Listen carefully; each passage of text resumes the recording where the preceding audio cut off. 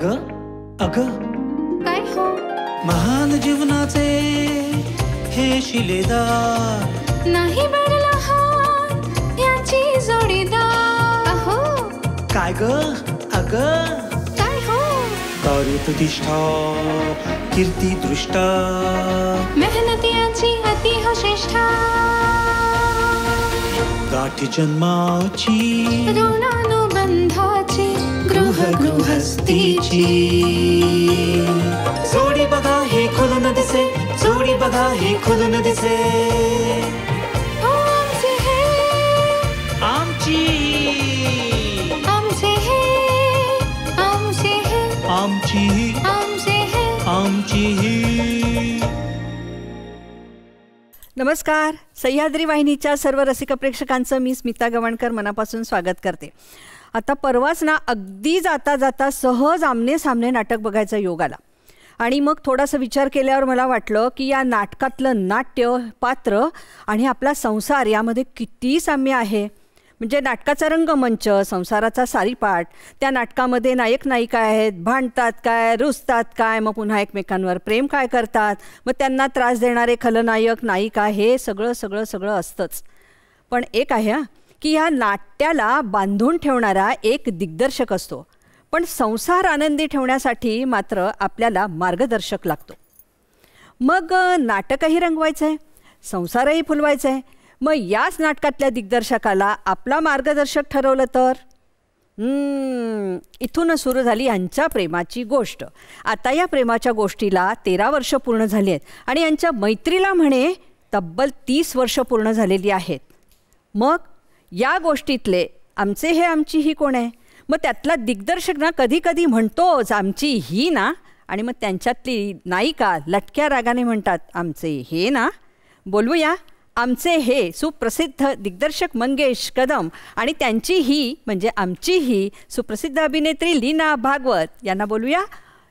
या या या नमस्कार. या या या या वा वा वा वा वा मस्त.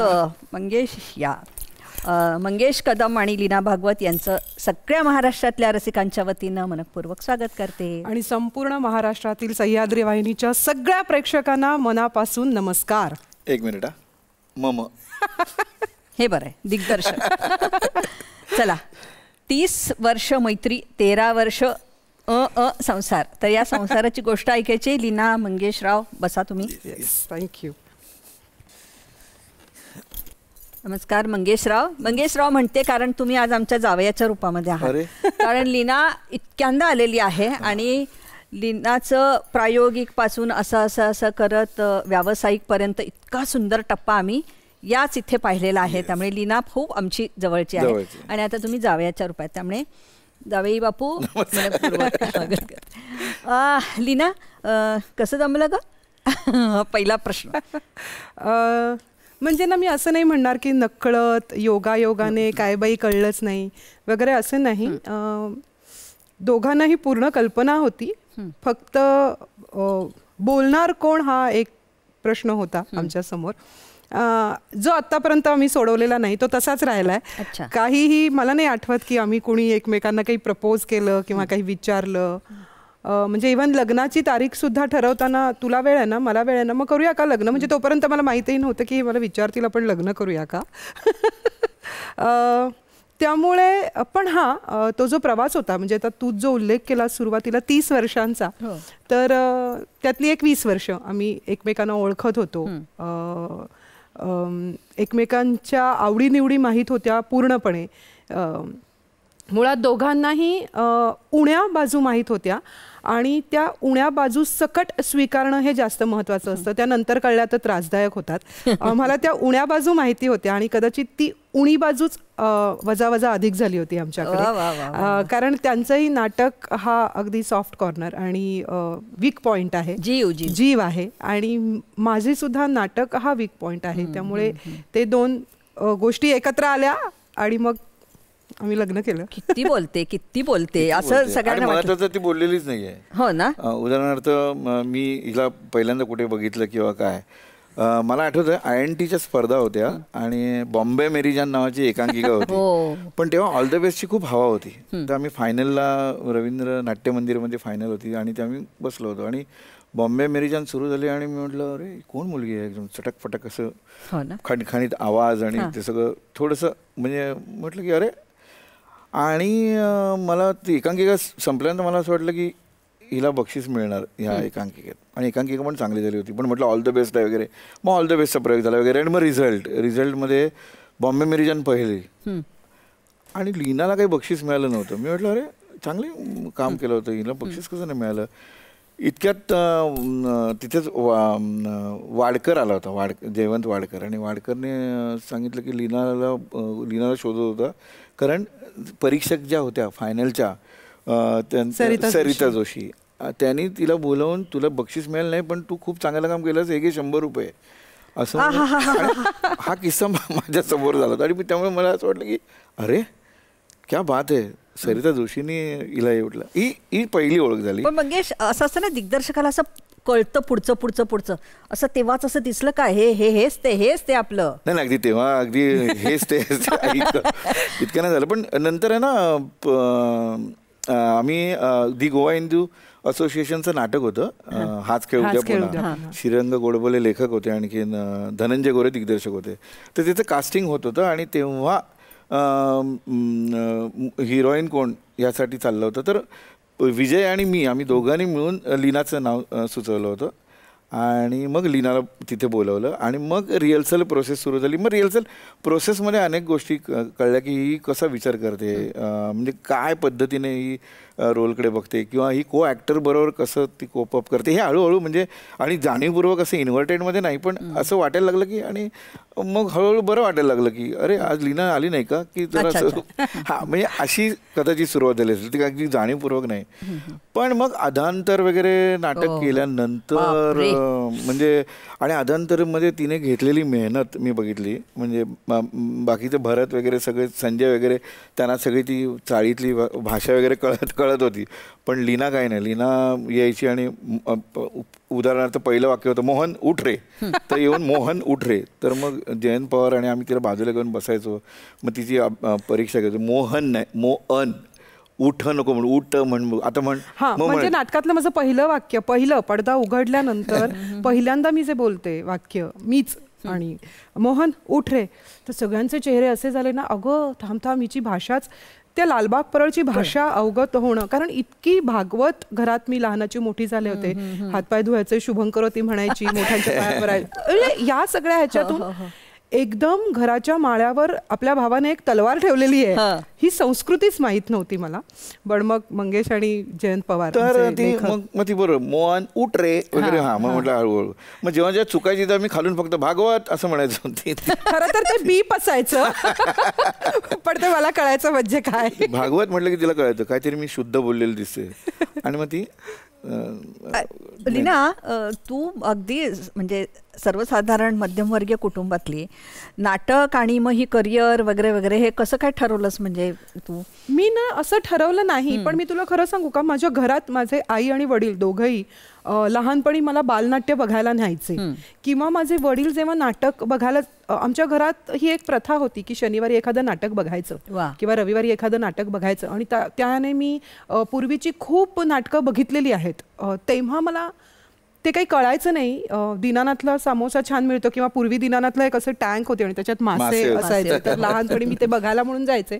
पण मी सगळी नाटकं शांतपणे बसून बघायचे, हे काय आहे हे मला ना ते विश्व आवडायचं. आणि मग त्यातल्या ना काही गोष्टी मी घरी येऊन करायचे. तेव्हाही मला माहित नव्हतं की ह्याची मला आवड आहे. किंवा शाळेत कविता मी कधीच अशा शांतपणे उभ्या राहून नाही म्हटल्या, मी प्रत्येक वेळी काहीतरी इनॅक्ट करायचे. म्हणजे एकदा तर चांदोबाला आईने मारली थप्पड असं म्हणून मी स्वतःला इतक्या जोरात मारून घेतलं होतं. किंवा तुला आठवत असेल तर आपल्या नॅशनलवर सह्याद्रीवरच, तेव्हा मला वाटतं सह्याद्री नव्हतं, दूरदर्शनवर हे व्हायचा कार्यक्रम, फुल खिले हे गुलशन गुलशन, तब्बस्सुम जी करायच्या. मी आठवडाभर नंतर तबस्सुम असायचे घरात. मग मी ह्याचा इंटरव्ह्यू घे, त्याचा इंटरव्ह्यू घे, आईला काहीतरी प्रश्न विचार. आणि आईचं असं असायचं, कुठे धडपडत नाहीये ना, खेळतेय वगैरे, एका जागी बसून काय ते करते ना, मग कर. मग स्वयंपाकघरात मी कुठेतरी ओट्यावर बसलेले असायचे आणि आई काम करत असायची आणि मी तिला खूप प्रश्न विचारायचे. मला असं वाटतं की ती कुठेतरी आवड होती मनात, पण माहीत नव्हते की ह्याला अभिनय म्हणतात किंवा पुढे जाऊन हे आपलं व्यवसायाचं, आवड आणि व्यवसाय जेव्हा एकत्र असतात ना तेव्हा आपण जास्त एन्जॉय करतो ते सगळं. आणि मग हे सगळं करत असताना कॉलेजमध्ये एकदा नोटीस आली, मी 11वीत होते आणि एक दिवस नोटीस आली की ड्रामा क्लब. म्हटलं जाऊन तर बघूया काय आहे. आणि मी गेले, पण ते असतं ना कॉलेजची इतक्या वर्षाची एक हिरोईन असते, सो आपल्याला गेल्या गेल्या काही रोल मिळत नाही. आणि मी गेले आणि म्हटलं की अरे हे काय, मला तर रोलच नाही दिला, मी खरं तर चांगलं केलं होतं आणि मराठीत काय मला रोलच नाही दिला. तेव्हाच ना मला वाईट कसलं वाटलं होतं की मला मेन रोल नाही मिळाला. मी हा नाही विचार केला की मला काहीच एक्सपिरियन्स नाही आहे किंवा मला असं वाटलं नाही हे छान आहे, हे मी करू शकते, आणि मला मात्र मेन रोल दिला नाही. आणि मग मी हिंदीला गेले. हिंदी ड्रामा क्लबची पण नोटीस आली होती आणि अगं तेव्हा ना नेमका माझं दाताची ट्रीटमेंट चालली होती आणि असं छान सुजलेला दात, अंगात ताप, पण मी गेले त्याला. आणि त्या सरांनी विचारलं आमच्या की अच्छा बताइए आप क्या कर सकती हो, तर म्हटलं चिल्ला सकती हूँ. ठीक आहे चिल्लाइए फिर. आणि इतका दात दुखत होता ना, माझं ऑडिशन म्हणजे मी फक्त किंचाळले होते, करून ओरडले होते. ते म्हणाले फर्स्ट क्लास, आणि मला मेन रोल मिळाला कारण ते हिंदू मुसलमान दंगल, आणि ह्या दंगलीत खरं तर हिंदू किंवा मुस्लिम मरत नाही तर इन्सानियत मरते, असं त्याचं ते नाटक होतं. मला जे माहितही नव्हतं, आणि त्यातली जी इन्सानियत होती तो मेन रोल मला मिळाला. क्या बात आहे. की किती छान, तू असं दर्दवालं, त्यांना काय माहिती मला दर्द कुठे होता. आणि मला तो मेन रोल मिळाला आणि मला बक्षीसही मिळालं, वा, इप्टाचं बेस्ट ॲक्ट्रेस. आणि मग तेव्हा कॉलेजमध्ये मराठीमध्ये असं झालं, अरे ती हिंदीतली मुलगी आहे ना जिला बेस्ट ॲक्ट्रेस मिळालं, ती मराठी आहे खरं तर, बोलवा ती कोण आहे. मग मी गेले आणि पुढच्या वर्षी बॉम्बे मेरी जान झालं. मंगेश, तुमची काय पार्श्वभूमी आहे? तुम्ही एवढे म्हणजे आम्हाला ना एकदम मंगेश कदम एकदम भारी दिग्दर्शक हीच मला ओळख आहे, मला माहीतच नाही आहे. म्हणजे तुम्ही ॲक्टिंग आधी केलेली आहे का, तुम्ही पण असं प्रायोगिक रंगभूमीवर काम केलेलं आहे काय? मला लहानपणापासूनच नाटकाची आवड. म्हणजे मला आठवतं की आम्ही जिथे डी.एन. नगरला राहायचो तिथे भाईदास सभागृह होतं आणि तिथे मराठी सगळी नाटकं सकाळची असायची, सकाळी 11 वाजता, आणि दुपारी गुजराती वगैरे नाटकं असायची.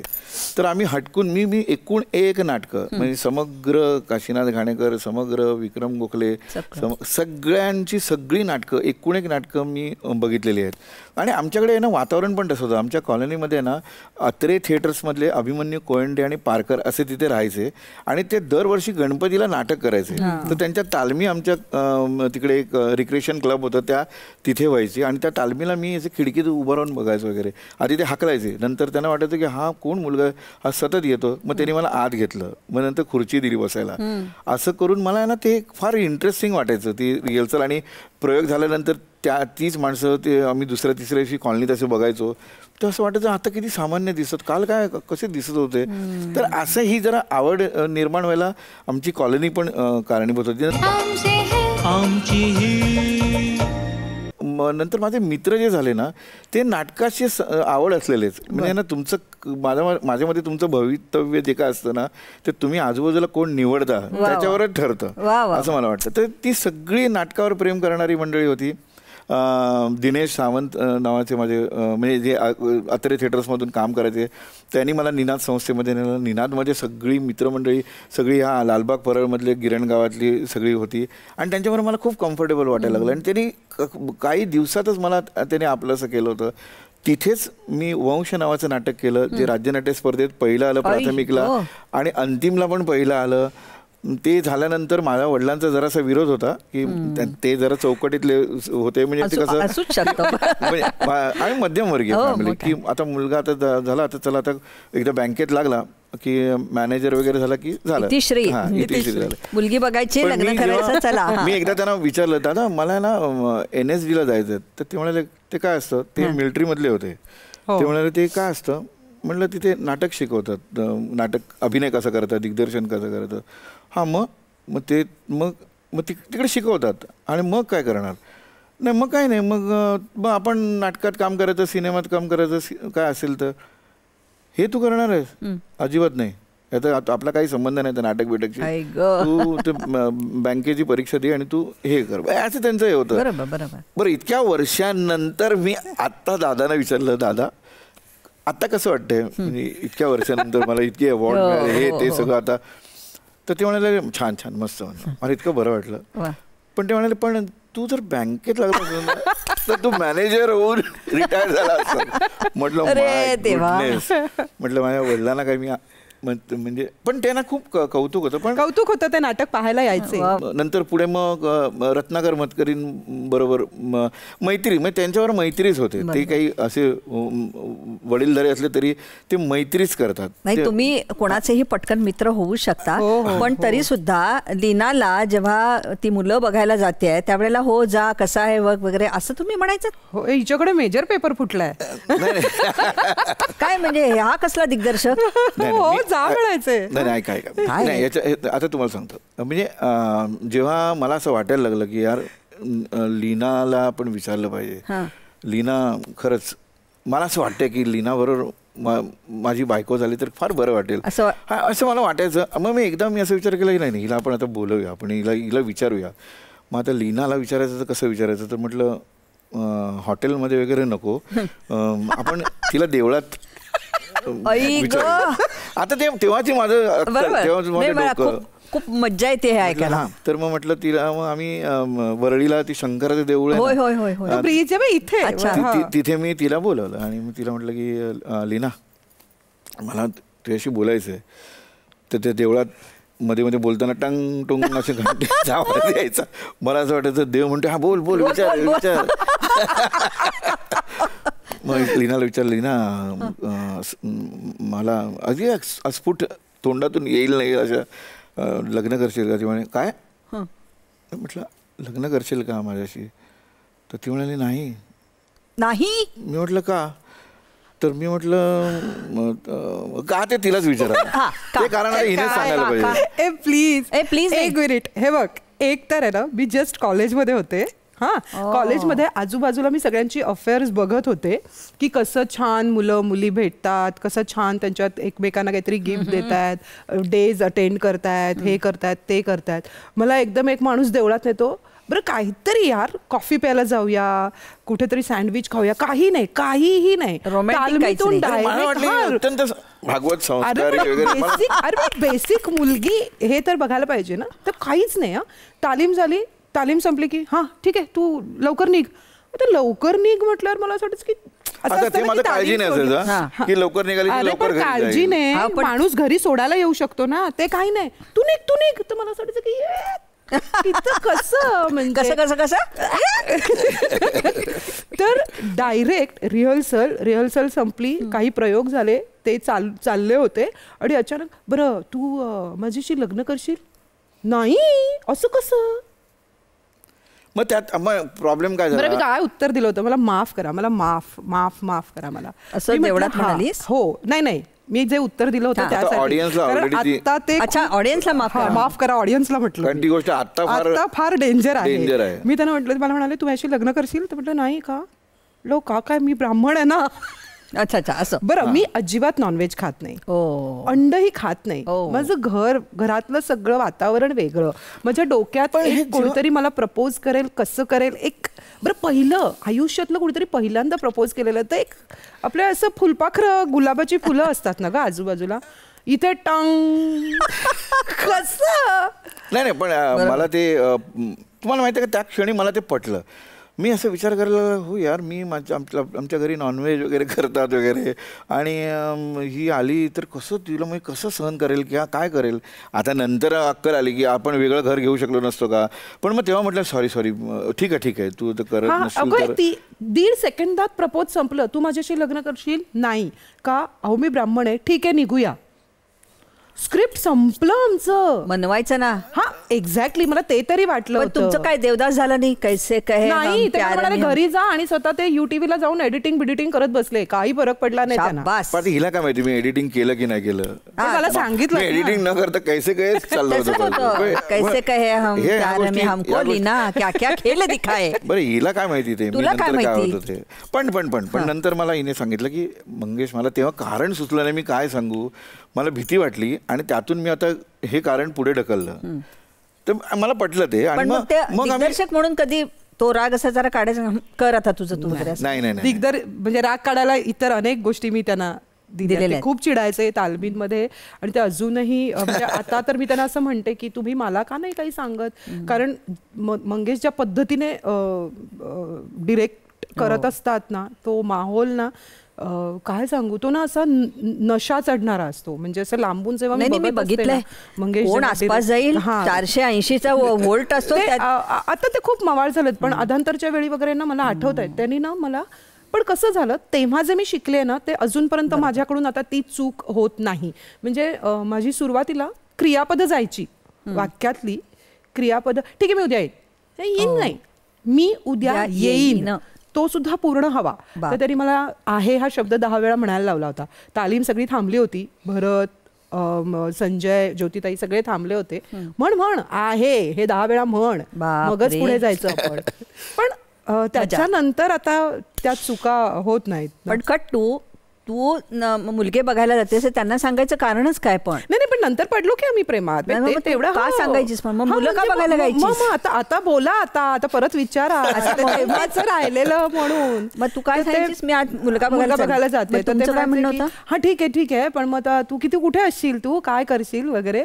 मग मी त्यांना सांगायचं की आता जर तुम्ही हो म्हणाला नाहीत ना, आता जर तुम्ही मला घरी येऊन काही बोलला नाहीत ना, आता मी डायरेक्ट बघा मी आता या मुलाला हो म्हणेन. काय धमक्या आहेत, आधी नाही म्हणायचं आणि नंतर हे करायचं.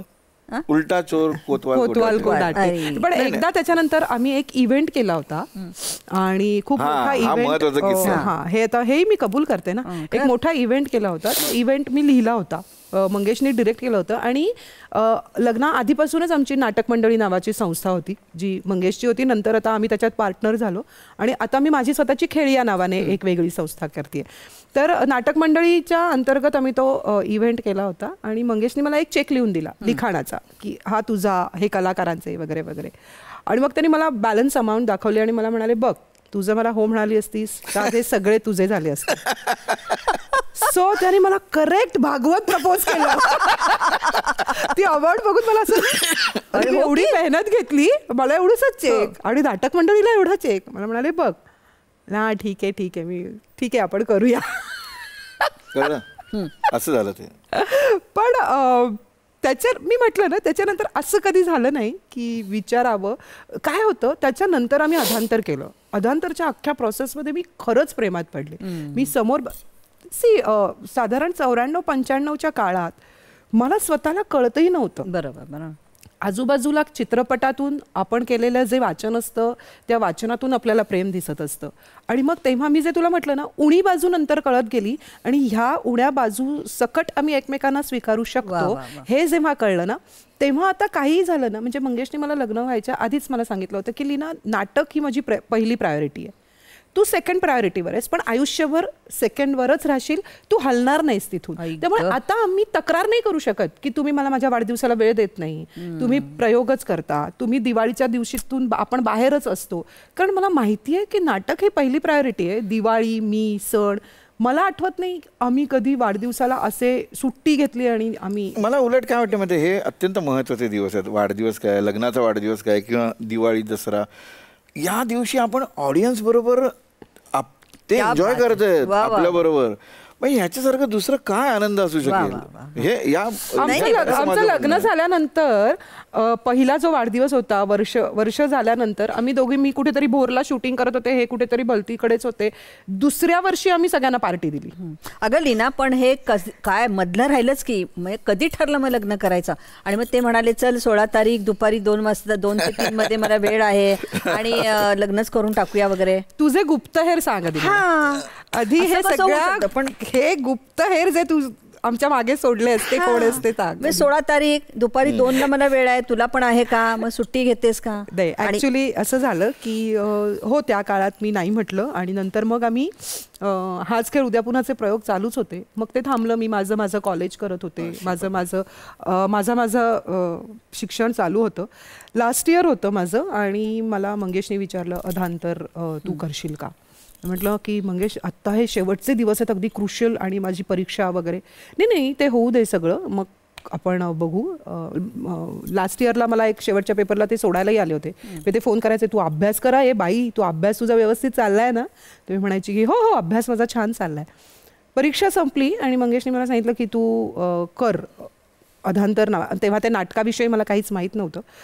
पण मी गेले रिहर्सल हॉलमध्ये, तेव्हा ना अगं म्हणजे ना एक 35-40% नाटक बसलेलं होतं. मला असं वाटलं होतं की मी जाणार, वाचनं होणार वगैरे, आणि मी जे म्हणजे सगळी माणसं आहेत, कॅरेक्टर्स आहेत, तालमी चालल्या आहेत, तर मला असं वाटलं की एवढं म्हणजे 40% होऊन गेलेल्या नाटकात आता मी काय करणार आहे. तर मी गेले होते, बसले होते बराच वेळ. नंतर एक चहाचा ब्रेक झाला, तेव्हा त्यांनी मला सांगितलं की त्यातला मंजूचे जी डायलॉग्स बोलते तर तो रोल तुला करायचा आहे. म्हटलं पण मग ती ऑलरेडी कास्टिंग आहे ना. नाही, आपण डबल कास्टिंग करतोय, सगळ्यांचंच डबल कास्टिंग आहे, तर कधी ती कधी तू. तर म्हटलं बरं. तर म्हणे हे स्क्रिप्ट आहे, हे तू वाच आणि मला कळव तुला आवडेल का काय तुला करायला.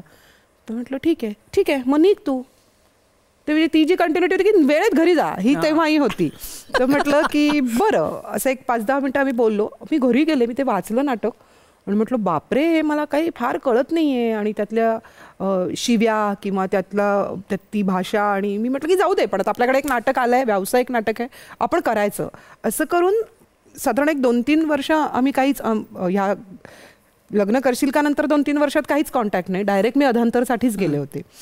आणि ती सगळी प्रोसेस आणि म्हणजे ज्या पद्धतीने डिरेक्ट करायचे, सांगायचे, एक एक मुवमेंट, मला ते खूप आवडायला लागलं आणि मी रमायला लागले. आणि ना मला ना एक कारण मिळालं की मी प्रेमात पडतेय म्हणजे काय, तर मला हा दिग्दर्शक आवडतोय. सी आपल्याला ना आपल्याला एक काहीतरी लागतं की मी जे मी अजूनपर्यंत मी त्यांना सांगते, म्हणजे माझा नवरा एक दिग्दर्शक आहे नाही, तर एक दिग्दर्शक माझा नवरा आहे. ओ हा, अरे वा. त्यामुळे ना आमच्यात काही विषय निर्माण व्हायला लागले बोलण्याचे. तू हे केलंयस का, तू हे वाचलंयस का, तुला हे माहिती आहे का, हळूहळू उलगडणं सुरू झालं. आणि मग तिथे आम्हाला कळलं की अच्छा, आता हरकत नाहीये त्या प्रश्नाचा विचार करायला. त्याच्यानंतर मी अशी पाखरे येती केलं मंगेश बरोबर. अशी पाखरे येतीचं काय म्हणायचं, ते भूतलच वेगळं होतं. कारण त्यातली जी सरू होती, ती सरू अत्यंत शांत, बुजलेली, कॉन्फिडन्स नसलेली, ज्याचा लवलेशही माझ्यात नाही. मला ते सगळं अंगीकारणं इतकं अवघड होतं, कठीण होतं. पण मग ती सरू समजवतानाचं त्यांची मला अजून एक आठवत आहे की माझ्याकडे खूप छान आईची साडी होती हिरव्या रंगाची, आणि काहीतरी कार्यक्रम होता. मी मस्त साडी बिडी नेसून गजरा बिजरा आणि अशी छान, जितकं मला मुलीसारखं तयार होईल तितकं तयार होऊन मी गेलेले होते. आणि मला असं एक वाटलं ना की आता बघतील माझ्याकडे, काहीतरी बोलतील, असं करून मी गेले. तर ते म्हणाले ही सेकंड ॲक्ट मधली सरू. तर म्हटलं माझ्याविषयी काहीतरी बोला ना, तुम्हाला परत तिथे नाटकच दिसतंय का. तुला नेहमी घंटाच वाजवत होते ती आठवली तर मग आता परत कोण अपमान. मग अशी पाखरं येती केलं. त्याच्यानंतर तन्मनचे प्रयोग सुरू झाले, ज्याच्यात आधी सुप्रिया काम करायची, पण ती नंतर प्रेग्नंट होती आणि मग ते नाटक माझ्या हातात आलं. मग त्याचे पुढे मी अनेक प्रयोग केले, खूप गॅपने काम केलं, पण जे केलं ते इतकं उत्तम काम माझ्याकडे येत गेलं. कधीच मी काम करत असताना मग नंतर आम्हाला असं वाटायला लागलं की हां, आपण कम्फर्टेबल आहोत, आपल्याला राहायचं एकमेकांबरोबर, आपल्याला आवडतं, आपण घरात खोटं बोलायला सुरुवात केलेली आहे. या सगळी ती एक गोष्टी कळायला लागल्या की आपण नाही झोपत, आपण वाट बघतो फोनची, तेव्हा मोबाईलही नाही, लँडलाईनवर फोन वाजायचा, ह्या सगळ्या गोष्टी जाणवायला लागल्या. 83333684 लग्नाच्या वाढदिवसाने आठवणार, पण फोन नंबर आठवतोय, इतक्या वेळा डायल केलाय त्यामुळे. सो ह्या सगळ्या गोष्टी ना, जे मी त्या पहिल्या प्रश्नात मिस केलं होतं ते मला सगळं जाणवायला, म्हणजे खरंच फुलपाखरं वगैरे वाटायला लागली. आणि त्या क्षणी आम्ही दोघांनी ठरवलं यापुढे एकत्र काम करायचं नाही. कारण मी मंगेशची कुणीतरी आहे म्हणून तुम्ही मला कास्ट करताय, हे मला नकोय. वा, मला माझ्या बुद्धिमत्तेमुळे, माझ्या कुवतीने काम मिळायला हवं. आणि तिथून मी पूर्णपणे व्यवसाय थांबवून मी प्रायोगिकला वळले. आणि त्या काळात मी थोडासा याच्यावर अन्याय केला असं मला वाटतं की असं वाटायचं की अरे हे लीना छान करेल, पण मला असं वाटायचं की हा निर्माता असं म्हणाल की अच्छा लीना, आणि तोपर्यंत लोकात कुजबुजायला लागलं की लीना मंगेश. तर मी म्हणायचं की नको. त्यामुळे मी कधीच म्हटलं नाही.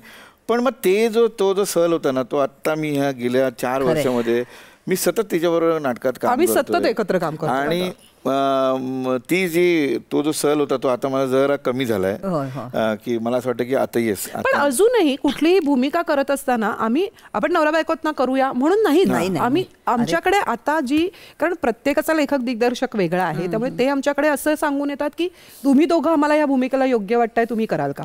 दिग्दर्शक बाजूला सोडला तर मंगेश कसे आहेत मग?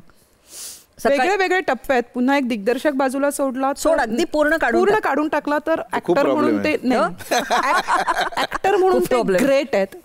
हा ते नाही अप्रतिम आहे. माणूस म्हणून म्हणजे बाप रे मला आश्चर्य वाटतं. शांत हा अतिशय शांत. म्हणजे ते श्रीकृष्ण सुद्धा म्हणाला की 100 अपराध हे त्याच्याही पुढे जातात.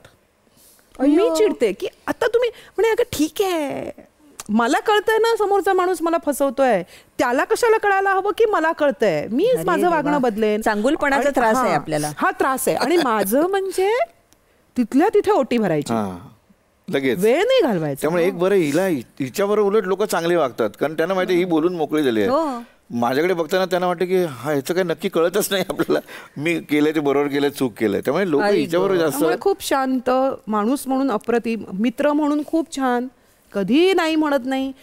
तू म्हणालीस उद्या 11 वाजता ते तुला हो म्हणणार. आणखीन कोणी म्हणालं उद्या 11 वाजता ते त्यालाही हो म्हणणार. परवा कोणी म्हणणार हो. मी म्हणते अहो तुम्ही 3 जणांना हो म्हणता ग तिला वाईट वाटेल ग मी एकदम असं कसं. पण तुमचा प्रॉब्लेम होतोय ना तुम्हाला त्या 3 गोष्टी जमताना त्रास होतोय. पण या गोष्टी लीनाने म्हणजे जाग्यावर आणल्या नाही. लीना माझ्या आयुष्यात आल्यानंतर ना खूप फरक पडला. म्हणजे तोपर्यंत माझं लाईफ म्हणजे हे क्षेत्र या क्षेत्रात अनेक आमिष या क्षेत्रात अनेक व्यसनं हेन ते सगळं मी ऑनर केलं होतं. म्हणजे सगळं मी त्यातून जात होतो. लीनाने मला अलगद असं बाजूला करून त्या म्हणजे काय नुसती व्यसनं आणि ह्याच्या बाबतीत नाही म्हणत आहे मी तर एक आर्थिक जोडणी असते फ्युचरिस्टिक काहीतरी इन्शुरन्स हे काही गोष्टी मला माहितीच नव्हत्या. तिने तर सगळ्या मार्गी लावल्या. तिने सगळं म्हणजे तब्येतीच्या बाबतीत सुद्धा डॉक्टरांकडे दर 3 महिन्यानंतर चेकअप अमकं तमकं ह्या गोष्टी सगळ्या म्हणजे ना मी जर असं वॅगॉमॉन्डसारखा जो इकडे तिकडे चौखूर उधळत होतो ते त्यांनी त्याला मला जरा असं शेपअप केलं. मला चांगलं मार्गी लावलं की चांगलं की ह्या मार्गाने जाऊया. मंगेशची एक क्वालिटी मी सांगेन की ते ना अजूनही ना जुन्या गोष्टी जुनी माणसं आधीची पूर्वीचे मित्र मैत्रिणी कॉलेज शाळा हे ना असं त्यांच्याकडून निसटत नाही. ते अजूनही त्याच्यात आहेत. ते ना त्यांना ना रूट्सला धरून राहणं माहिती आहे. माझं थोडं कधी कधी बेसिकच जरा मला थोडा त्रासच असतो माणसांचा पण ते सगळं धरून आहे. त्यामुळे माणूस उत्तम ऍक्टर अप्रतिम दिग्दर्शक म्हणजे मी आकंठ प्रेमात बुडालेली आता नवरा आला नवरा सुरू मला घरात काहीही मदत करत नाहीत. नंबर 1 त्यांना असं वाटतं की आपलं घर म्हणजे चहाची टपरी आहे. त्यामुळे कधीही त्यांच्या तोंडून लीना मला चहा आणि मला इतका कंटाळा आहे तो चहा करायला. बरं त्यांचं म्हणणं आहे की तू करून ठेव आणि मला असं वाटतं की तो सकाळपासून उकळून चहा मला ते आवडत नाही. ते साधारण असा नळ उघडतात. पाणी वाया घालवायचं नाही त्यामुळे तो थोडासाच उघडतात. असं त्यांचं विसळून होतं. साधारण 3.5 सेकंदात म्हणजे मी आत येऊन दरवाजा लावून AC ऑन करेपर्यंत त्यांचे हातपाय धुवून झालेले असतात. नंबर 3 झालं. 4 असं मला खूप घरातली कुठलीही वस्तू कुठे ठेवली आहे त्यांना माहीत नसतं. 5 आता काल मी त्यांना ते समोर खाऊच्या डब्यात आहे जाऊ ते मला नाही मिळालं. अरे पण शोध ना इकडे तिकडे बघ ना माणसा जरा. बस बरं वाटलं. हा पण मंगेश त्या ज्या मैत्रिणी होत्या बघा त्या लीना आयुष्यात याच्या आधीच्या मैत्रिणी आपल्या त्या खूप प्रेम करायच्या. मिस करताय ना त्यांना? खूप प्रेम करायचं मी आताही खूप मिस करतो. मी मिस केल्यामुळे कधी कधी त्यांना फोनही करतो आणि ते माझं त्यांच्याबरोबर पण बोलणं चालू आहे ना. सगळं व्यवस्थित काय सगळं व्यवस्थित. लीना कळलं नवीन पण हे नवीन नाहीये. नाही हेही नवीन नाहीये आमच्यात. आम्हाला काही नवीन नाही. आम्हाला काही म्हणणं नाही. आणि मी म्हटलं ना त्यांचे खरंच मित्रमैत्रिणी इतके आहेत. त्यांचा एवढा मोठा ग्रुप आहे. इतकं छान ते अजूनही सगळा गेला म्हणजे मी तुला काय सुरुवातीला सांगितलं उण्या बाजू सकट. काय माहितीये मी आता कसं सांगू तुला, नॉन स्ट्रायकर एंडवर सुद्धा खेळता आलं पाहिजे. अरे वा, क्या बात आहे. आणि तो आम्हाला कळतो कधी कुणी स्वीकारायचा. आता मग ते रंगमंचावर पण आणि लाईफ मध्ये पण तुम्ही असं करताय म्हटल्यावर मीही असं करायला पाहिजे. तू नाही, मुळात ना तू आणि मी असं सुरू होतं ना, तिथे प्रॉब्लेम. खरे खरे खरे. ते जे आपलं असेल ना, हे बघ दोघांनाही चावरायचं आहे, दोघांनाही करायचं आहे, असं म्हणावं का लागतं? आहेच दोघांचा, करायचंच आहे. हे तुम्ही बोलून कसं दाखवता कुठल्याही नात्यामध्ये? हे बघ, तू पण तुझ्याकडून, मी पण नाही, असं नाहीच आहे, आपलंच आहे ना ते. अरे वा वा. मग ते असं कसं होईल? आणि ते दोघांनाही माहिती आहे, त्यामुळे आमच्यात मला नाही आठवत कधी सॉरी कुणी नाही. आमच्यात आम्ही भांडतो, पण भांडल्यानंतर जो पहिल्यांदा जाऊन बोलतो तो ती सॉरी असं आम्ही समजतो. काय म्हणजे काय एखाद्या भांडणाचा विषय काय? नाही, भांडणाचे खूप असतात, पण जेव्हा जेन्युअनली गंभीर काहीतरी भांडण होतं ना, मला वाटतं बऱ्याचदा ते नाटकाचंच असतं, काहीतरी प्रयोगात झालेलं असतं किंवा काहीतरी असतं. आणि तेव्हा असं एक अर्ध्या तासाचा, पाऊण तासाचा, 1 तासाचा काळ जातो मौन किंवा मंगेशकडून मौन, माझी तर आदळापट कडे जाऊ आपण, मला करायचंच नाही, असं ठाकठूक करत असते मी, किंवा हा करा, काय हवं ते करा, असं असतं. पण ज्याला थोड्या 1 तासाभरानंतर शांत झाल्यावर कळतं की अरे नाही, हे जरा वेगळं मी हँडल करू शकले असते किंवा माझी चूक आहे, तर ते जाऊन बोलायला लागतात. तेव्हा दुसरा माणूस काही आडमुठेपणा न करता बोलायला लागतो. त्याला कळतं की तू बोलायला आलीस म्हणजे तुला कळलंय की तुझी चूक आहे, किंवा मला असं वाटतं मंगेश बोलायला आलेत सो त्यांना कळलंय की त्यांची चूक आहे, आणि आम्ही बोलायला सॉरी माझी चुकलं वगैरे असं म्हणायची गरज नाही. सॉरी कशाला, ते ताणलंही जात नाही. म्हणजे आपल्या वागण्यातनं वागण्यात कळत असेल तर काय. पण लीना, याच्यामध्ये खलनायक आले की नाही? म्हणजे घरातनं विरोध झाला की नाही? हा थोडासा झाला, पण माझी बहिणीने मला खूप छान सपोर्ट केलं. पण घरातून विरोध होणं स्वाभाविक होतं. म्हणजे लीनाच्या घरातून विरोध, मी म्हटलं बरोबर आहे, विरोध होऊ शकतो. पण लीनाला म्हटलं तू काळजी करू नकोस, मी 1 आठवडा त्यांच्यावर राहिलो ना की मी तो विरोध सगळा तो जाईल हे तुला मी अश्योर करतो. आणि पुढे तसंच झालं. म्हणजे आम्ही राहायला गेलो, ते राहायला आले, आणि नंतर आता काय म्हणजे कुठला विरोध कोणी केला होता हे सुद्धा आठवत नाही, इतकं ते विरोधाला विरोध असतो कधी कधी, होय ना? होय. पण मग काय झालं ते 16 तारखेला? तुला वेळ आहे का? मग तुला शूटिंग मधून काय होतं की आता लग्न करायचं हे ठरलं, पण लग्न त्याच वेळी हिला सिरियल मिळाली, ती एका लग्नाची दुसरी गोष्ट ती मिळाली, आणि ती बिझी झाली. मी पण, मला नाटक मिळालं, वस्त्रहरण नावाचं नाटक मिळालं, म्हणजे ते मर्यादित प्रयोगांसाठी आम्ही करणार होतो, त्यात मी कामही करणार होतो, त्यामुळे परत बिझी झालो. तर लीना म्हणाली बघ काय रे, परत आता बिझी झालं, परत आता माहित नाही आता कधी वेळ मिळेल. आपल्या लग्नाची गोष्ट कधी असणार. हां, तर एक दिवस असं झालं की मी हिला फोन केला, आणि फोन करायच्या अगोदरच प्रसाद म्हणाला होता की 16 तारखेला आपलं रिहर्सल होऊ शकत नाही आहे, हा नाही आहे, तर आपण रिहर्सल नको करूया. मग ठीक आहे. मग लीनाला फोन केला, लीना म्हणाली की काय रे बघ ना, ते हे सगळं झालं. तर बोलता बोलता ती म्हणाली 16 तारखेला माझं शूटिंग नाही आहे, त्यामुळे 16 तारखेला मी अमकं करणार आहे. मी म्हटलं 1 मिनिट, तू काय करणार आहेस? तर मी मैत्रिणीकडे जाणार आहे वगैरे. म्हटलं 1 मिनिट थांब, 16 तारखेला तुला सुट्टी आहे नक्की? परत ते बोलवणार नाहीत ना? म्हटलं का म्हटलं 16 तारखेला मला पण रिहर्सल नाही, तुला काय वाटतं करूया? 16ला करूया? हां करूया. आणि हार्डली किती दिवस राहिले होते? आम्ही 8 का 9 तारखेला बोललो होतो, 8-9 एप्रिलला आम्ही बोललो की 16ला आपण करूया. आणि मग तयारी मग सुरू झाली. मग मी ज्वेलर्सकडे जायचो, हिला फोन करायचो, मग ते काय ते मला प्रश्न विचारायचे, ते कानातलं अमकं चाललं कुड्या, आणि म्हटलं 1 मिनिट थांबा, मी फोन लावायचो, सांगायचो हां आता बोला लीनाशी, मग ती काय ते सांगायची वगैरे, मग ते काढून द्यायचे. तसं ते अशी माझी खरेदी झाली. मी काहीच बघितलेलं नव्हतं, कारण मी शूटिंगमध्ये इतकी अडकलेले होते. मग 15 तारखेला शेवटी पॅकअप झालं, 4-4:30ला मी निघाले. काय सांगते? हां, आणि 16 तारखेला सकाळी लग्न केलं. मेहंदी बिंदी पण नाही काढली ग, मला खरं तर एवढी आवडते ना मेहंदी काढायला, पण अक्षरशः अशी एक रेष हातावर, कारण ती दुसऱ्या दिवशी परत 16ला लग्न झालं, 17ला शूटिंग होतं ना, सो ते कंटिन्युटी मध्ये. तेव्हा इतकी एक छान गंमत झाली होती, मी तुला सांगते. ते मी काही फार ते मेहंद्या वगैरे काही केलेलं नव्हतं, पण आमचं ना लग्न कोर्ट मॅरेज वगैरे नाही, आम्ही विधिवत सगळे विधी वगैरे करून आम्ही लग्न केलं होतं. तर ना ते हळकुंड होतं हातात, ते दुसऱ्या दिवशी ते कंकण सोडायचं, ते मंगळसूत्र उलटं, मी सगळं केलं होतं ते. आणि आता उद्या तर सकाळी शूटिंग, तर मला सगळ्यांनी घरातल्याने इन्स्ट्रक्शन्स दिले होते, आता हे काढायचं नाही, आता हे असं नाही, आता हे तसं नाही वगैरे. आणि मला एवढं टेन्शन आलं की हे असं तर मी नाही जाऊ शकत उद्या शूटिंगला. आम्ही घरी गेलो आणि माझ्या सासूबाई आल्यानंतर अगदी फायनल, चला अच्छा आम्ही निघतो असं करून सगळे घरी गेले. नंतर आम्ही दोघं घरी होतो. तर तेव्हा त्यांनी मला सांगितलं, हे काही कुणाचं ऐकू नकोस हां, सरळ सगळं काढ, देवासमोर ठेव आणि तुझं शूटिंगचं घालून जा, काही प्रॉब्लेम होत नाही. मला इतकं बरं वाटलं. म्हटलं की अरे क्या बात आहे. म्हणजे मला अगदी म्हणजे माझ्या समवयस्क लोकांनी सांगितलं होतं हे असं सगळं करायचं नाही, पण माझ्या सासूबाई मला येऊन सांगून गेले काही होत नाही, तुझं काम महत्वाचं आहे, ते काढून ठेव आणि जा, काही हरकत नाही. वा वा वा वा. तर आणि मग मी दुसऱ्या दिवशी शूटिंगला, बरं त्यातही गंमत म्हणजे माझं सकाळी 8:30चा कॉल टाईम. आम्ही लग्न बिग्न केलं, आम्ही घरी गेलो आणि मग म्हटलं मंगेश आता सांगायला तर हवं ना सगळ्यांना की आपण लग्न केलंय. मग आम्ही फोन करायला सुरुवात केली. बरं, आमचे नाटकाचे जे फोटो काढतात, काय नाव त्यांचं, प्रवीण साळकर. हां, तर मंगेशनी आदल्या दिवशी फोन केला त्यांना की अरे प्रवीण उद्या जरा फोटो काढायचा आहे, तू ये.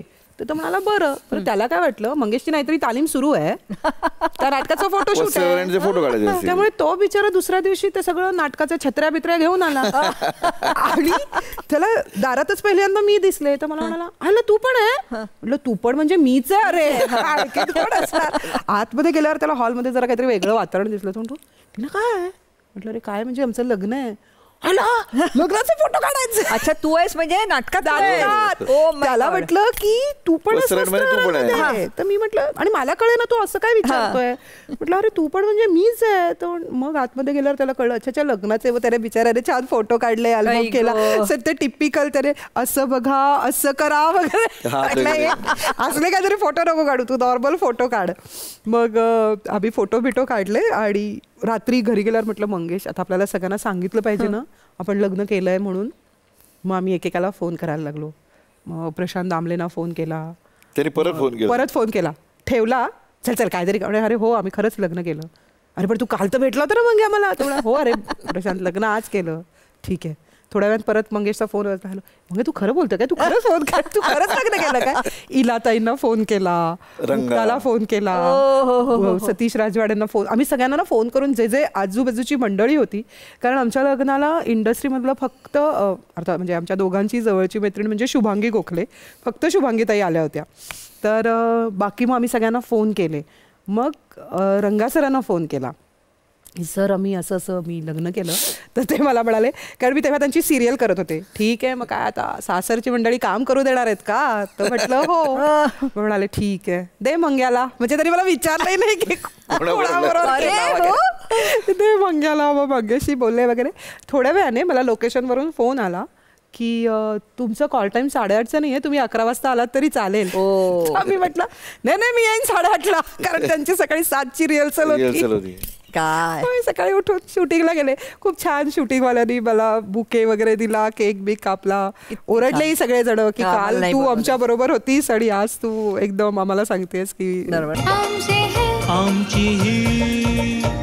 म्हणजे जेव्हा आपण काम करायचं नाही असं ठरवलं तो काळ थोडासा त्रासदायक होता, कारण एक छान अभिनेत्रीला आपण भरून काढलं. तुम्ही नाटक यायचं आणि आपल्याला वाटायचं की अरे हे लीना चांगलं करू शकेल, पण मग असं वाटायचं की नको आपण नाही सांगू. पण जेव्हा आता लग्न झाल्यानंतर तिच्याबरोबर काम करताय ना, कसं वाटतं. म्हणजे अप्रतिम, अप्रतिम. म्हणजे आहे ना को ॲक्टर म्हणून. आणि आमचं आहे ना काय ट्युनिंग मला कळत नाही. आम्ही परफॉर्म करत असताना आम्ही डोळ्यातून बोलतो पण मस्त चाललंय, छान चाललंय, थांब थांब थांब थांब थांब थांब असं हे. आणि आम्हाला कळतं काही न हे असे डायलॉग न बोलता की हां हे हा डायलॉग हा परफेक्ट झाला, याला लाफ्टर आला की आम्ही म्हणतो की हां म्हणजे हे कायम ठेव आता. आणि हे आमचं म्हणजे ना नाटक चालू असताना सुद्धा आतमध्ये ह्या गोष्टी चालू असतात. तर हे ट्युनिंग शिवाय नाही होऊ शकत ना. चांगलं एकमेकांना आपण पूर्णपणे एकमेकांना ओळखतो असं जेव्हा. बघूया ना कसं काय हे काय माहितीये का, प्रेक्षक म्हणून मला असं ऐकण्यात काही मज्जाच नाही येत आहे. तर बघूया ना जरा काहीतरी करून दाखवा ना. काय प्रेम म्हणजे कसं असतं बघू ना जरा. बघायचं राहिलंय ना का, काय प्रपोज करायचं. हा प्रपोज करायचं लीना. माझ्याबरोबर लग्न करशील? अच्छा, असंच प्रपोज करताय? मी इकडनं घंटा वाजते ठाण ठाण ठाण. नाही आता नाही. आम्ही लग्न झाल्यानंतर आमचं पहिलं नाटक लहानपण देगा देगा, बरोबर. आणि शरद पोंक्षे, मी, मंगेश, आम्ही सगळे काम करायचो. जयंत सावरकर होते. हा, आणि दौरा झाला आमचं. लग्न झालं आणि नंतर लगेचच काहीतरी 1-1.5 महिन्यात आमचा दौरा होता नाटकाचा. आणि लहानपणची कास्ट खूप होती. खूप मोठी कास्ट आहे. आणि बॅकस्टेज वगैरे खूप काय काय असायचं. तर ना जागा नव्हती कंपार्टमेंटमध्ये रात्री झोपायला. तर स्पृहा आणि आम्ही दोघी काम करायचो ना. तर पहिल्या कंपार्टमेंटमध्ये मी आणि स्पृहा झोपलो होतो. आणि एवढं मोठं कंपार्टमेंट रिकामं पडलंय, मागे अडचण करून झोपलंय. तर मग स्पृहाला मंगेशला म्हटलं, तुम्ही या ना इकडे. स्पृहा, चालेल का तुला? ती म्हणाली, हा चालेल ताई, आपण सरकूया, मंगेश दादाला इकडे येऊ दे. सो मंगेश आमच्या कंपार्टमेंटमध्ये आले. आम्ही दोघी इथे झोपलो होतो. मंगेश वरच्या ह्याच्यात झोपले होते आणि बाकी सगळे झोपले होते. रात्री बस थांबली आणि बॅकस्टेजवाले खाली उतरत होते. प्रत्येक जण उतरताना आमच्या कंपार्टमेंटमध्ये बघायचा आणि उतरायचा. आणि मी जी धाडकन रात्री उठून बसले ना, म्हटलं, मंगेश, सगळे बॅकस्टेजवाले आपल्याकडे कसे बघतात की तुम्ही इथे लेडीज कंपार्टमेंटमध्ये येऊन झोपलात. म्हटलं, बॅकस्टेजवाल्यांना माहितीये का आपलं लग्न झालंय ते? आणि अगं, काहीही कारण नसताना, काही दिवस, काही का बाबा औचित्य नसताना, काही औचित्य नसताना दुसऱ्या दिवशी मी साधारण एक असं 1.5-2 किलो श्रीखंड आणलं. आणि सगळ्यांना वाटत होते की अमुक तारखेला आमचं लग्न झालंय म्हणून मी श्रीखंड. आणि मला आठवतंय अजून, शरद एवढा हसत होता आम्हाला की अरे काय चाललंय तुमचं. म्हटलं, अरे नको, काय वाटेल लोकांना, म्हणजे आयुष्यभर ज्या गोष्टी जपल्या आहेत त्या लग्नानंतर लोक बोलायला लागले तर कसं होईल. म्हटलं, मंगेश. आम्ही सगळ्यांना असं वाढलं बिडलं जेवायला आणि सगळ्यांना सांगितलं की ऑफिशियली नवरा बायको आहोत आम्ही. देवा ब्राह्मणा समक्ष आम्ही अग्नीला साक्षी ठेवून लग्न केलेलं आहे.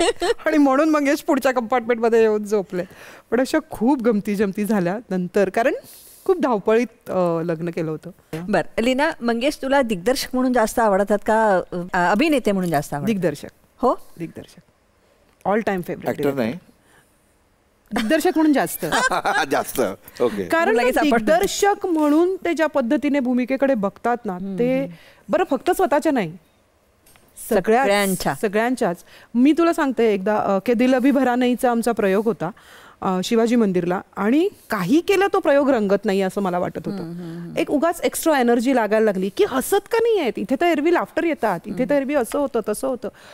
आणि ना माझं संयम सुटून मी थोडं जास्त पुश करूया, थोडं जास्त एनर्जी लावूया, शब्दावर जोर देऊया, थोड्या मुवमेंट लाऊड करूया. मंगेश शांत होते आणि मी त्याला सांगते, मंगेश काय होतंय, का नाही येत आहे? आणि ते मला सांगते, थांब. आणि नंतर त्यांनी पहिला ब्लॅकआउट झाल्यावर आतमध्ये काहीतरी 2-4 निरोप पाठवले आणि आत आले आणि त्याच्या पुढचे सीन इतके छान व्हायला लागले. म्हटलं, मंगेश काय झालं होतं? तर ते मला म्हणाले, फीडबॅक नव्हता आणि लाईट लो होता. हे एका डिरेक्टरलाच कळू शकतं. ऍक्टर म्हणून मी अनेक वर्ष पुढे काम केलं ना, तरी टेक्निकल जे एरर्स असतात, टेक्निकल ज्या गोष्टींमध्ये आपण अडकतो, हे दिग्दर्शक सेटवर असतो ना तेव्हा बरं पडतं. किंवा मंगेशकडून दिग्दर्शक म्हणून मी काय शिकले, तर लाफ्टरच्या प्रेमात नको पडू. अरे मग आपण वाहवत जातो.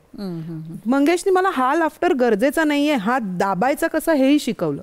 नाहीतर हा येतोय ना, मग घ्या लाफ्टर. आणि हे मी आत्ताची टेंडन्सी बघतेही अनेक कलाकारांमध्ये की चाललंच आहे, सुरूच आहे पुढे. मंगेश लिलया स्वतःचे असा ऍक्टर खूप विरळा आहे की जो स्वतःचे लाफ्टर दाबतो, कारण त्यांना माहिती असतं डिरेक्टर म्हणून की आत्ता ऍक्टरला ह्या लाफ्टरची गरज नाहीये, ह्याने नाटकाला प्रॉब्लेम होऊ शकतो. अरे वा.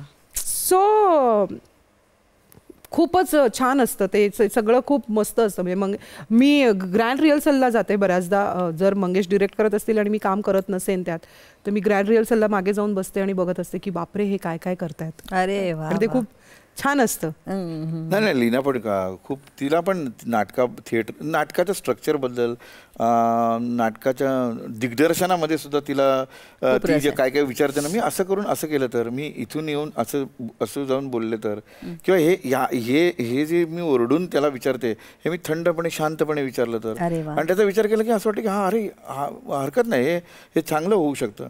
किंबहुना एक आत्ता इवलेसे रोप करताना सई परांजपेंनी एकदा तिला बाजूला घेऊन सांगितलं की लीना तू दिग्दर्शन कर. अरे वा, तुझ्यामध्ये सगळ्या क्वालिटीज आहेत. वा वा वा. दिग्दर्शकाला ज्या ज्या क्वालिटीज असाव्या लागतात त्या सगळ्या तुझ्याकडे आहेत. तू डिरेक्ट कर, मला प्रॉमिस कर तू डिरेक्ट करशील नाटक. वा वा वा. हे आणि सई परांजपेंनी सांगितलं ही फार मोठी करू शकते. आणि तिला नाही नाही नाही नाही डिरेक्शन. अरे म्हटलं नाही बघ सई परांजपे बोललेत, मी नाही बोलत आहे. तर त्यांचं तू ऐक, तू कर, त्या मार्गाने विचार कर. आणि खरंच तिचा आवाज कमी आहे ना. अनेक आम्ही जेव्हा परफॉर्म करतो काहीतरी असं मध्ये खटका उडाल्यासारखं असतं किंवा जॉईन होऊन बसत नाहीत, तेव्हा ती जे सुचवते, ती जेव्हा ॲड करते ना, ॲडलिप करते ना, ते इतक्या अप्रोप्रिएट असतात की म्हणजे ज्याचं नाव ते. तर तिच्यामध्ये ती क्वालिटी आहे. पूर्ण थिएटर म्हणजे ती टेक्निकॅलिटीजसुद्धा, लाईट, कॉस्ट्युम या सगळ्याबद्दल सुद्धा ती सजग असते. तिला कळतं. ती काही चूक झाली तर ती लाईटवाल्याला सांगते सुद्धा, तो लाईट जरा आधी गेला होता, तो ह्या वाक्यानंतर गेला पाहिजे वगैरे वगैरे वगैरे. त्यामुळे टोटल थिएटरवर ती म्हणजे त्यामुळे मजा येते तिच्यावर काम करताना. ती कमांड आहेच आणि ती तुमच्या आयुष्यातली पण कमांडरच आहे. कमांडर आहे. पण मला वाटतं आता ह्या प्रेमाच्या गोष्टी, ही गोष्ट अशी पुढे निरंतर सुखाची, समाधानाची तर जाणार आहेत. कारण तुम्ही दिग्दर्शकच नाहीत, तर उत्तम मार्गदर्शक आहात तिचे. आणि ती आमची अगदी अहो अहो करते ना, मला इतकं छान वाटतं की हे आता ऐकायला नाही मिळत. नाही मंगेश. पण तुला सांगू का, आमच्या आता इवलेसे रोपमध्ये एक ह्या अहो वर्ण सई परांजपेंनी इतकं सुंदर लिहिलंय. नवऱ्याला अहो म्हणायचं. म्हणतो म्हण की ग, म्हण ना. तर ती म्हणते नाही बाई, असलं बिसलं. ते भाषा ती बोलायला इतकी छान. अगं बाई मी नाही बाई असलं बिसलं काही म्हणायची. सो एकतर सुरुवातीला माहित नव्हतं असं काही नातं होणार आहे, त्यामुळे मी त्यांना अहोच मंगेश तुम्ही असं कराल का, मंगेश तुम्ही, किंवा हे वाक्य मी असं घेतलं तर चालेल का, हे आधीपासूनच होतं. त्यामुळे अहो म्हणते मी. हो. इतकी सुंदर प्रेमाची गोष्ट आता मी ऐकलेली आहे. तुमच्या अनेक नाटकांमध्ये तुम्ही संध्याकाळ जेव्हा होते त्यावेळेला आपल्या आयुष्याचं, संसाराचं इतकं सुंदर गणित सांगितलेलं आहे. आज आमच्या प्रेक्षकांना दोघं म्हणून काय सांगाल? मला जे वाटतं की आत्ताची पिढीचं जे म्हणणं आहे ना की मला माझी स्पेस हवी. मुळात मला माझं काहीतरी हवं आहे असं ठेवलेलंच नाही. उलट मला असं वाटतं की आत्ता मला माझ्या स्पेसमध्ये तू हवा आहेस, कारण मी एकटी आहे. त्यामुळे प्लीज आत्ता मला कुणाची तरी गरज आहे. आणि त्या प्रत्येक वेळी मंगेश तिथे असतात. तर मला असं वाटतं की एकदा म्हणजे जर असं काही असं वाटत असेल की तडा जाण्याची शक्यता आहे किंवा जावा किंवा हा गेला आहे, तर ही एक गोष्ट काढून टाका की मला माझी स्पेस हवी. असं करून बघा की चल ना जरा दोघं एकत्र येऊन बघूया का ह्याच्यावर काय मार्ग निघतो. आणि आम्ही बऱ्याचदा ते करत असतो. भांडणं होतात आणि त्याच्याशिवाय मजाही नाही. अगदी आदळ आपट इतकी भांडणं होतात, जा बोलू नको माझ्याशी वगैरे वगैरे सगळं होतं. पण त्याच्यानंतरही जेव्हा असं वाटत राहतं ना की इतका उशीर झाला, अजून आली का नाही किंवा अजून आला का नाही हा माणूस, तर ही जी काळजी वाटणं असतं ना, तेव्हा विचारून बघा त्या क्षणात की आत्ता तुला तुझ्या स्पेसची गरज आहे का. बरोबर, तुम्हाला कळेल. वा वा, सुंदर. काही गरज नाही. मला वाटतं लीना, अशी स्पेस आपल्याला असण्यापेक्षा दुसऱ्याच्या हृदयात जागा असणं जास्त गरजेचं आहे. आणि मंगेशराव असं फार प्रेमाने बघतायत. मजा आली, खूप खूप खूप मजा आली. हाच आमच्या खरं कार्यक्रमाचा हेतू आहे की काय असते लग्नाची गोष्ट, इतकी वर्ष होऊन यांच्यात भांडणं होत कशी नसतात, कायम कसे प्रेमात असतात. आता हा कार्यक्रम झाल्यानंतर हे डेटवर जाणार आहेत. म्हणजे थोडक्यात तू जर सुरुवातीला म्हणालीस की जावई बापू आलेत आणि मी माहेर वाशीण आली आहे, तर मला सगळ्यांना सांगावंसं वाटतंय की तुमची लेक सुखात आहे. काही काळजी करू नका. सासरी खूप छान छान आहे. नाही आता आमचे प्रेक्षक विचारतील तू सुखातच आहेस ग, पण आमच्या जावई बापूंचं काय आता ते त्यांनी सांगावं. मी पण सुखात आहे. तसेच सुखात राहा. आमच्या सगळ्यांच्या मनपूर्वक शुभेच्छा आहे. मंगेशराव, भरपूर नाटकं अजून आम्हाला अपेक्षित आहेत. आणि लीना, उत्तम सजग दांडग्या आणि तुझ्या योग्यतेच्या तुला भूमिका मिळत यासाठी मनपूर्वक शुभेच्छा. थँक्यू. थँक्यू.